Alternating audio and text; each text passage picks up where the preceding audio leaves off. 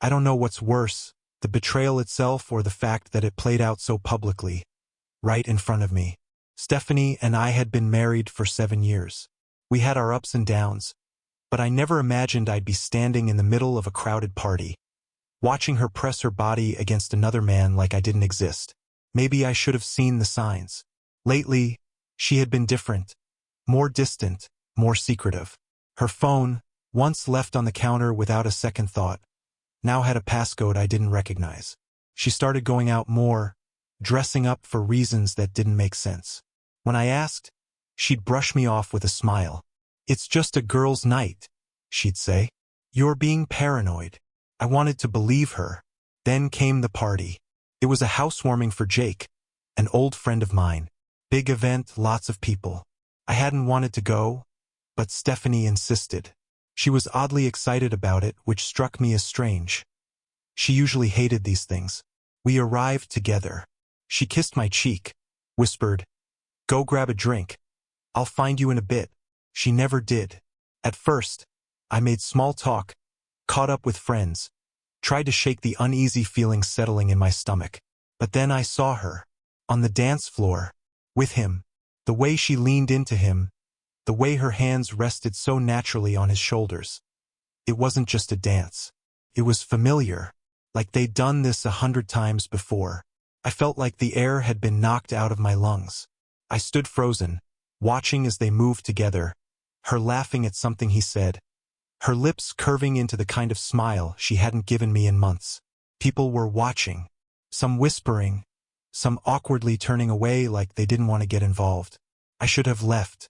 I should have walked out and dealt with it in private. But instead, I did something that made sure no one at that party would ever forget that night. I grabbed the microphone, and I made a shocking announcement. I don't remember making the decision, I just remember the feeling. That burning, crushing weight in my chest. My hands were steady, but inside, I was unraveling. The DJ had left the microphone on a table near his setup. It was right there, like it was waiting for me. I picked it up. The music cut out. Conversations died down. Stephanie was still on the dance floor, her body close to his, her hand in his. But now, she was staring at me, her expression shifting from surprise to something closer to fear. "Hey, everyone," I said, my voice calm. Too calm. "Sorry to interrupt, but I just wanted to take a second to acknowledge something really special happening tonight." The crowd murmured, confused. People exchanged glances. Stephanie took a step forward. "Let's not do this here," she said, her voice barely above a whisper. I ignored her. "You see, my wife has been working really hard lately. Late nights, lots of extra meetings, so much dedication to her job." I turned, locking eyes with the man she'd been dancing with. And now it all makes sense. Recognition flickered in his eyes. He looked away. "Stephanie didn't just choose to dance with her coworker tonight," I continued, my grip tightening around the mic. "She's been choosing him for months." The weight of my words settled over the room. A few people gasped. Others shifted uncomfortably. Stephanie's face went pale. "That's not true," she said quickly. "You're blowing this out of proportion." I let out a dry laugh. "Am I? Because I think everyone here just saw exactly what I've been feeling for weeks. The distance, the excuses, and now this." I gestured to the dance floor. "Guess I just finally got the confirmation I needed." A thick silence followed. Mark, her work friend, was practically backing away now, avoiding eye contact with anyone. He knew there was no spinning this. Stephanie reached for my arm. "Let's go talk somewhere private. Okay?" I pulled back. "Why?" "So you can come up with a better excuse." She clenched her jaw, her carefully curated mask slipping. I exhaled slowly, the rage settling into something colder. "You know what? You stay. Keep dancing. I'm done." I set the microphone down on the table and walked out the front door. She didn't follow. I didn't go home right away. I got in my car, hands gripping the wheel, but I couldn't bring myself to start the engine. My heart was still pounding, my mind racing through everything that had just happened. The looks on people's faces, the way Stephanie froze when I called her out, the way he wouldn't even look at me. I should have felt triumphant, but all I felt was hollow. My phone buzzed on the passenger seat. I didn't have to look to know who it was. A few minutes later, another text. Then another. Finally, I forced myself to check. Stephanie, we need to talk.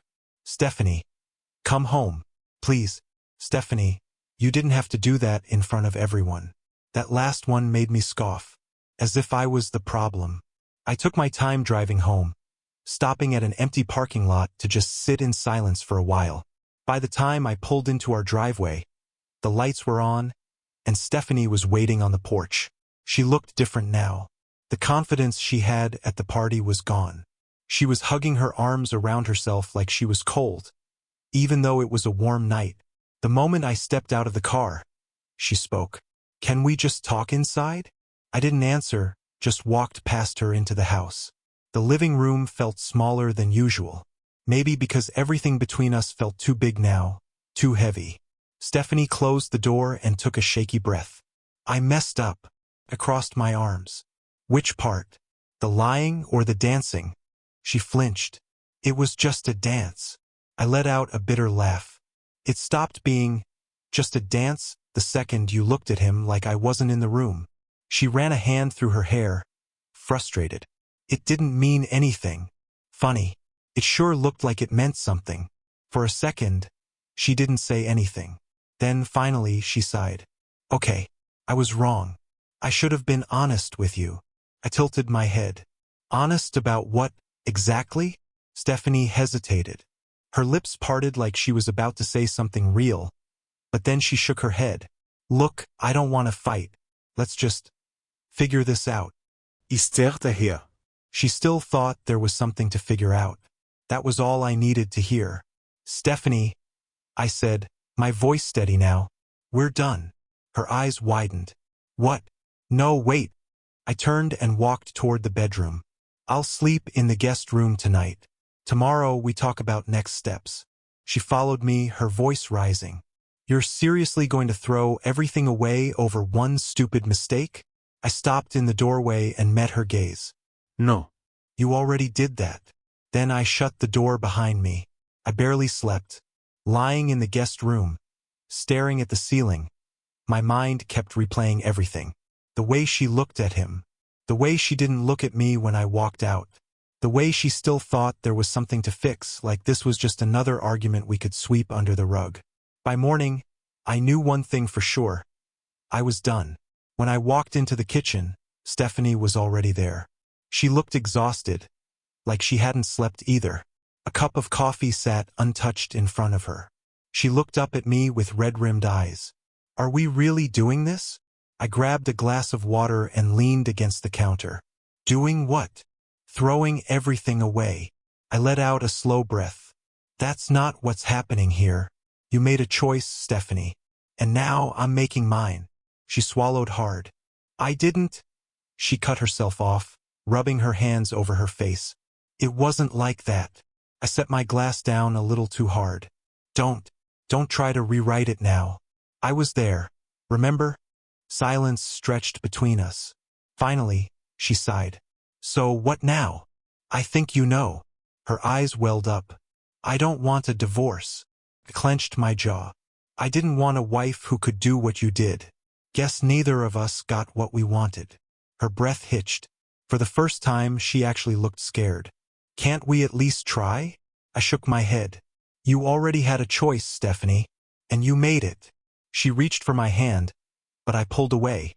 That hurt her. I could see it in her face. But it didn't hurt as much as watching her dance with another man had hurt me. I pushed back from the counter and headed toward the door. I'll call a lawyer this week. Wait. She stood abruptly. Where are you going?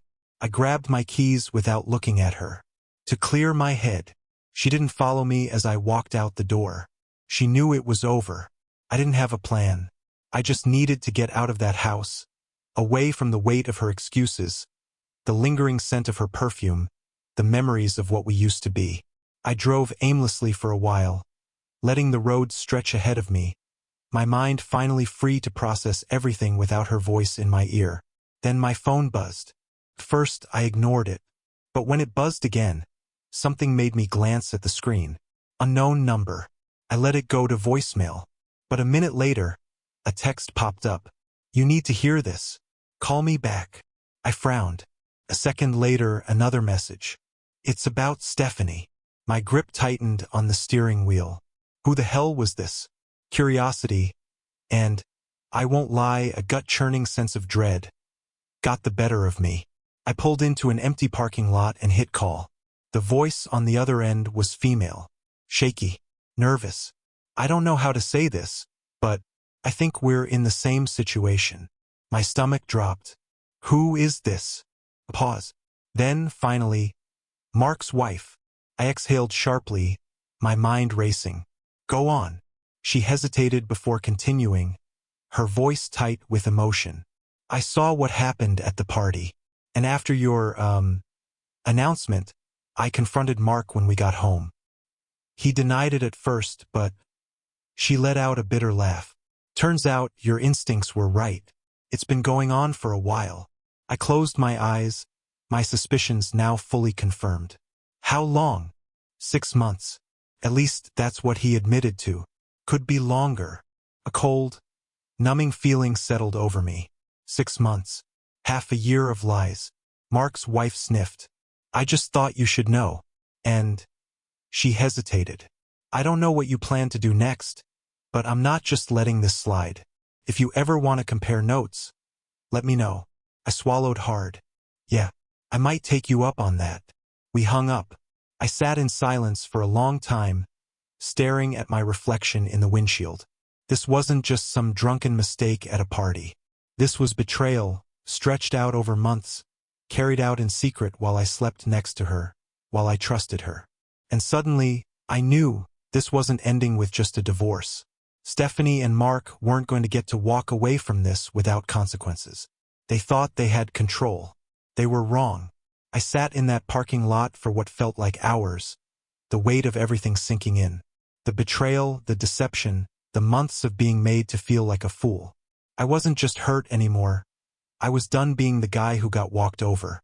Mark's wife, let's call her Lisa, texted me again. Lisa, I don't know if you're interested, but I have proof. Screenshots. Bank statements. If you want them, let me know. Proof. That one word flipped a switch in me. I wasn't about to walk into a courtroom and let Stephanie spin this into something else. I needed leverage. Send me what you have. A few minutes later, my phone lit up with messages. Screenshots of texts. Payment receipts from fancy hotel stays. A picture of Mark and Stephanie at a restaurant, one I had taken her to before. I felt a sharp, bitter laugh rise in my chest. So this was what my marriage had been reduced to. I called Lisa. I appreciate this, I said as soon as she picked up. You deserve to know the truth, she replied. I just didn't want you walking into a divorce blind. Mark thought I'd never find out, and I'm guessing Stephanie thought the same about you. She was right. They had been careful, just not careful enough. So what's your plan? She asked. I stared out the windshield, gripping my phone a little tighter. I'm going to make sure they understand exactly what they threw away. Lisa was silent for a moment, then sighed. Let me know if you need anything, because I'm not letting Mark walk away from this like nothing happened. I nodded, even though she couldn't see me. Same here. We hung up, and for the first time since that night, I had a sense of clarity. I wasn't going to just walk away. I was going to make sure Stephanie felt the weight of every choice she made. And I knew exactly where to start. I wasn't going to act out of anger. That's what they expected. Stephanie probably thought I'd scream, beg, maybe throw things. Anything that would make her feel like she still had control over the situation. But I wasn't giving her that. Instead, I was going to be smart. I spent the next day going through everything.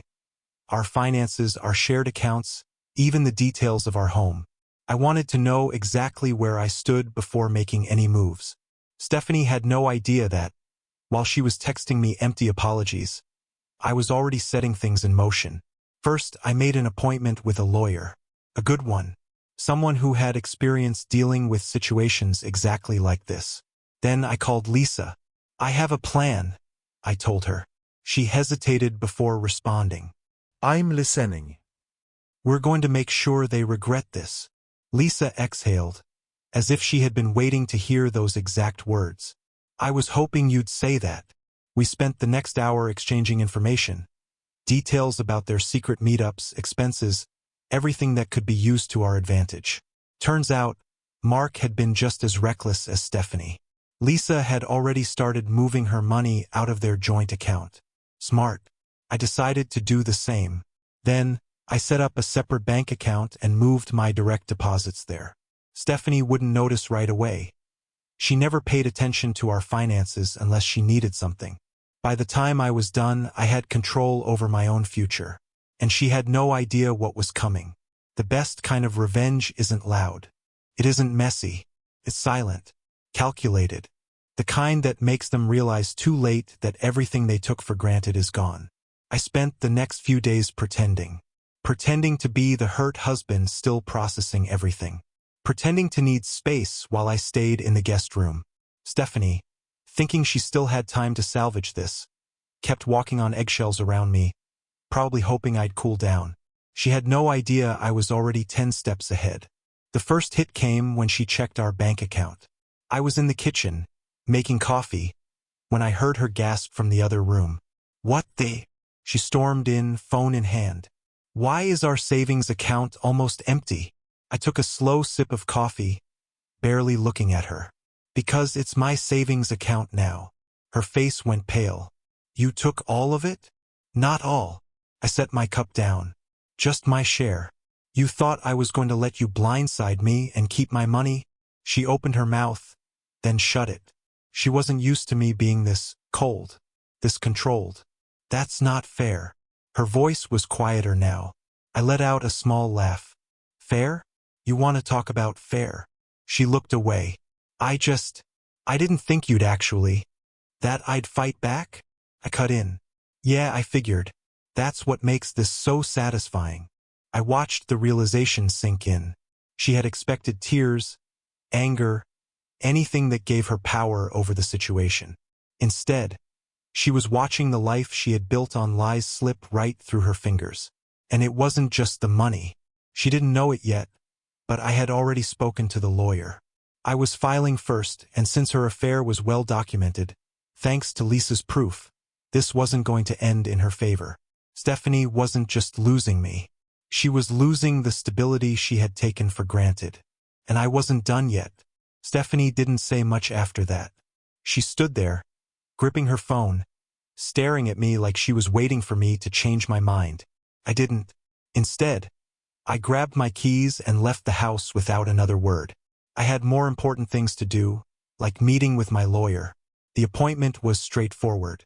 The lawyer was sharp, professional, and after looking at everything I'd gathered, Lisa's messages, the financial records, the proof of the affair, he assured me that things were going to swing in my favor. Since you're filing first and have evidence, you're in a strong position, he said. This won't be a clean break for her. Good. I signed the initial paperwork that afternoon. By the time I got home, the wheels were already in motion. Stephanie was waiting in the living room, her arms crossed. Where did you go? She asked. I tossed my jacket onto the chair. Lawyer. Her eyes widened. You're serious about this? Dead serious. She shook her head, pacing. I thought you were just mad. I thought. She exhaled sharply. Look, we can work through this. People make mistakes, but you don't just throw away a marriage over one bad decision. I let out a dry laugh. One bad decision? Stephanie, you spent 6 months lying to me. That's not a mistake. That's a choice you made over and over again. She swallowed hard. I still love you. I tilted my head. That's funny. You didn't seem to love me when you were sneaking around with Mark. She flinched, but I didn't stop. You didn't love me when you locked your phone. You didn't love me when you lied about where you were. You didn't love me when you danced with him in front of me like I wasn't even there. Her eyes were glossy now, but I didn't care. You only love me now because you're losing me, I said quietly. She bit her lip, looking away. I stepped past her, heading toward the guest room. My lawyer will be in touch. If you need anything, talk to them. Wait! She grabbed my wrist. I don't want this to end like this. I pulled my hand away. It already ended. You just didn't notice. Then I shut the door. Let her sit with that. I kept my distance. Stephanie still lived in the house, but it was temporary. Just until the legal process sorted itself out. We barely spoke. The few times she tried, it was the same cycle. Denial, guilt, half-hearted attempts to salvage something that had already crumbled. Then, 2 weeks after I filed for divorce, the real fallout began. Lisa called me. "Mark's life is falling apart," she said. "Thought you might want to know." I leaned back in my chair. "Oh," she let out a humorless laugh. "Turns out, sleeping with a coworker isn't great for your career." Lisa had taken our proof straight to Mark's boss. His company had strict policies about workplace relationships, and once everything was out in the open, Mark was given a choice: resign quietly or be terminated. He resigned. I won't lie, it felt good knowing he was facing the consequences of his actions. But Lisa wasn't finished. And guess what? His wife leaving wasn't the only thing he lost. Apparently, Mark's wife had handled most of their finances. She pulled her money, froze accounts he had access to, and was making sure their divorce didn't leave her with the short end of the stick. Stephanie? She wasn't doing much better. Word had spread. Not because of me, I wasn't interested in gossip, but because people had seen it happen. The party had been full of our mutual friends, and it didn't take long before the story made its way through our social circles. Some people distanced themselves from her. Others didn't even bother hiding their judgment. She hated it. One night, she finally snapped. "Do you enjoy this?" she asked bitterly as I walked into the house. I set my keys down. "Enjoy what?" She crossed her arms. "Watching me lose everything." I met her gaze. "You didn't lose everything, Stephanie. You gave it away." Her face twisted in frustration. "I made a mistake, okay? I wasn't thinking." "No," I cut in. "You were thinking about yourself. And now you're facing the consequences." She swallowed hard. "I don't know how to fix this." I shook my head. "That's not my problem anymore." And with that, I walked away. The divorce was finalized a few months later. In the end, I got what I wanted. The house, my assets, clean break. Stephanie didn't walk away with much, and for the first time, she had to deal with the reality she had created. Mark, last I heard, Lisa moved on without looking back. He was struggling to rebuild his life, but that wasn't my concern. As for me, I was free. No more second-guessing. No more sleepless nights wondering if my gut feeling was wrong. No more waking up next to someone who had already chosen to leave me long before I ever found out. One night, after everything was finalized, Stephanie called me. I almost didn't answer, but a part of me wanted to hear what she had to say. She hesitated. "I miss you." I closed my eyes, letting the words sit there for a moment. Then I exhaled. "I don't miss you." Silence. She let out a shaky breath. "Goodbye, then." "Goodbye, Stephanie." And just like that, it was over. For good.